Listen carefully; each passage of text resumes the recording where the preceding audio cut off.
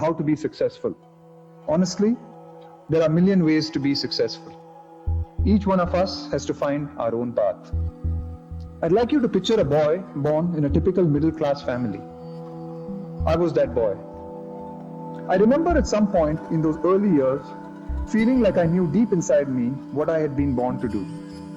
That finding myself in the Dravid household was no accident of birth, it appeared. I learned that sometimes inspiration just stares you in the face. Through my school days, I was getting more and more immersed into my own world of cricket. Winning the inter-school tournament felt like winning the World Cup. Captaining the school and state teams was my greatest mission. I learned that sometimes support comes from the most unexpected places and it can make all the difference. I ended up playing 5 years of domestic cricket before getting my national break.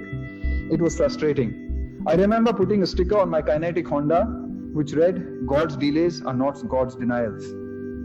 It was a gentle reminder to myself to keep the faith as I started the scooter engine and loaded my kit bag each morning.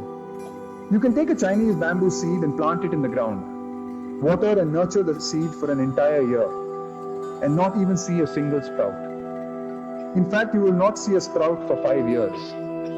But suddenly, finally, a tiny shoot will spring from the ground.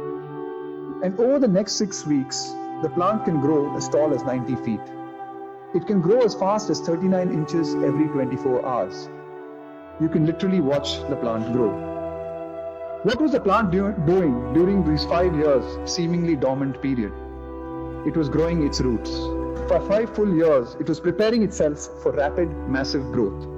Without this root structure, the plant simply could not support itself for its future growth. Some would say the plant grew 90 feet in 6 weeks. I would say it grew 90 feet in 5 years and 6 weeks. At the start of my journey, I had been inspired by my father's passion, which I made my own. As I began climbing the mountain I had set my eyes on, I received lots of support along the way from my school principal and numerous others. Tangible success might not have come to me immediately, but my early experiences helped me build a solid platform that would equip me and empower me in the future. As I sat alone, dealing with my successes and failure, I got to understand myself better. The climb became everything to me, and I immersed myself in it. As I got closer to the top of my mountain, I managed to remain focused and keep my eyes on the destination. And when I finally got there, I just thoroughly enjoyed being where I stood at the moment in time. A sense of peace and clarity enveloped me. It was then that I realized that you don't have to be number one in the world, you just have to be number one to yourself. Reaching that peak is the highest peak there is. Like a good mountain climber, I'm now in search of the next mountain to climb. The uncertainty makes me nervous, it also excites me. I am back to being like the little boy listening to the strains of cricket commentary coming from the transistor in my father's studio. And may you find the mountain that's right for you.